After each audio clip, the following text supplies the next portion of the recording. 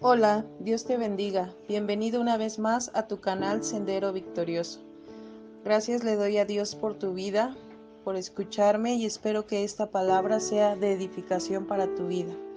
El día de hoy continuaremos con el estudio de nuestra carta a los Hebreos en su capítulo número 9. El mediador de un nuevo pacto. Ahora bien, aún el primer pacto tenía ordenanzas de culto y un santuario terrenal, porque el tabernáculo estaba dispuesto así. En la primera parte, llamada el lugar santo, estaban el candelabro, la mesa y los panes de la proposición. Tras el segundo velo estaba la parte del tabernáculo, llamada el lugar santísimo, el cual tenía un incensario de oro y el arca del pacto cubierta de oro por todas partes, en la que estaba una urna de oro que contenía el maná, la vara de Aarón, que reverdeció, y las tablas del pacto, y sobre ella los querubines de gloria que cubrían el propiciatorio, de las cuales cosas no se puede ahora hablar en detalle. Y así, dispuestas estas cosas, en la primera parte del tabernáculo entran los sacerdotes continuamente para cumplir los oficios del culto. Pero en la segunda parte, solo el sumo sacerdote una vez al año, no sin sangre, la cual ofrece por sí mismo y por los pecados de ignorancia del pueblo, dando el Espíritu Santo a entender con esto que aún no se había manifestado el camino al lugar santísimo, entre tanto que la primera parte del tabernáculo estuviese en pie, lo cual es símbolo para el tiempo presente, según el cual se presentan ofrendas y sacrificios que no pueden hacer perfecto en cuanto a la conciencia al que practica ese culto, ya que consiste solo de comidas y bebidas de diversas abluciones y ordenanzas acerca de la carne, impuestas hasta el tiempo de reformar las cosas. Pero estando ya presente Cristo, sumo sacerdote de los bienes venideros, por el más amplio y más perfecto tabernáculo, no hecho de manos, es decir, no de esta creación, y no por sangre de machos cabríos ni de becerros, sino por su propia sangre, entró una vez para siempre en el lugar santísimo, habiendo obtenido eterna redención. Porque si la sangre de los toros y de los machos cabríos y las cenizas de la becerra rociada a los inmundos santifican para la purificación de la carne, cuánto más la sangre de Cristo, el cual, mediante el Espíritu eterno, se ofreció a sí mismo sin mancha a Dios, limpiará vuestras conciencias de obras muertas para que sirváis al Dios vivo. Así que, por eso es mediador de un nuevo pacto, para que interviniendo muerte para la remisión de las transgresiones que había bajo el primer pacto, los llamados reciban la promesa de la herencia eterna. Porque donde hay testamento es necesario que intervenga muerte del testador, porque el testamento con la muerte se confirma, pues no es válido entre tanto que el testador vive. De donde ni aun el primer pacto fue instituido sin sangre, porque habiendo anunciado Moisés todos los mandamientos de la ley a todo el pueblo, tomó la sangre de los becerros y de los machos cabríos, con agua, lana escarlata e hisopo, y roció el mismo libro y también a todo el pueblo, diciendo: Esta es la sangre del pacto que Dios os ha demandado. Y también de esto roció con la sangre el tabernáculo y todos los vasos del ministerio. Y casi todo es purificado según la ley con sangre, y sin derramamiento de sangre no se hace remisión. El sacrificio de Cristo quita el pecado. Fue pues necesario que las figuras de las cosas celestiales fuesen purificadas así, pero las cosas celestiales mismas con mejores sacrificios que estos.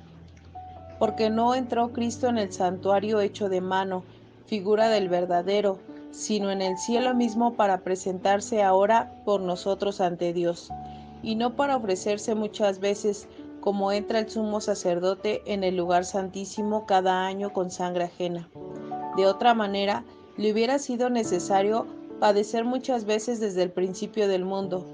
Pero ahora, en la consumación de los siglos, se presentó una vez para siempre por el sacrificio de sí mismo para quitar de en medio el pecado, y de la manera que está establecido para los hombres, que mueran una sola vez y después de esto el juicio.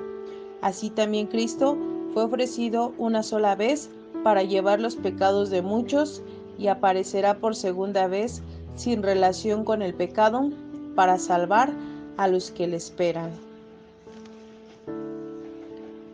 Este capítulo, a pesar de tener muchas explicaciones en cuanto al tabernáculo, el escritor mismo dijo que ya no se centraría en hablar de aquello, pues todo lo mencionado en el antiguo pacto, comparado con el sacrificio de Jesús, había perdido valor. En ese antiguo pacto era necesario que hubiera derramamiento de sangre para el perdón de pecados. El encargado de ofrecer el sacrificio era el sumo sacerdote, la persona de más alto rango en el pueblo de Israel. El tabernáculo, como lo leímos al principio, era un lugar o santuario terrenal, pero diseñado por Dios. Él especificó todos los elementos que se encontraban ahí.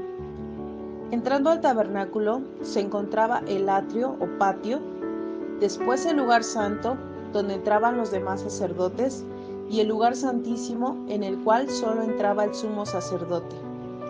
Solamente una vez al año, el día de la expiación, el sumo sacerdote entraba al lugar santísimo para efectuar la ceremonia más importante de todas, en la cual implicaba el derramamiento de sangre que el sumo sacerdote ofrecía por él mismo y por los pecados que el pueblo cometía ignorantemente. Esto lo leemos en el versículo 7. Por lo tanto, en este reducido lugar estaba concentrada, por así decirlo, la razón de ser de todo el tabernáculo. Pero ahora dice el escritor que los sacrificios que tú ofrezcas no te van a servir de nada, porque el mismo Espíritu Santo, a través de tu conciencia, te hará darte cuenta que no eres perfecto. Es entonces cuando vemos la importancia del sacrificio de Jesús. Él ahora representaba al sumo sacerdote y se ofrece no en el tabernáculo hecho por manos de hombres, sino en el cielo mismo, para presentarse por nosotros delante de Dios. Y no solo eso, ya no ofrece sangre ajena, sino su propia sangre, sin mancha, para limpiarnos de todos los pecados. Fue un sacrificio tan perfecto que ya no se debía efectuar cada año, sino que bastó una vez para siempre. Gloria a Dios. Para que tú y yo fuéramos herederos de esta promesa, era necesario que Jesús muriera, ya que mientras el testador viviera, en este caso Jesús, nosotros los beneficiados no heredaríamos nada. Es por eso que Él tuvo que morir. Así invalidó el primer testamento o antiguo pacto y nos dejó la mejor porción de su herencia, que fue la salvación de nuestras almas. Porque también vemos en este capítulo que solamente tenemos oportunidad de salvarnos mientras vivimos, porque cuando morimos viene un juicio y ya no hay vuelta atrás. Por eso acepta a Jesús para poder disfrutar esa herencia maravillosa. Dios te bendiga.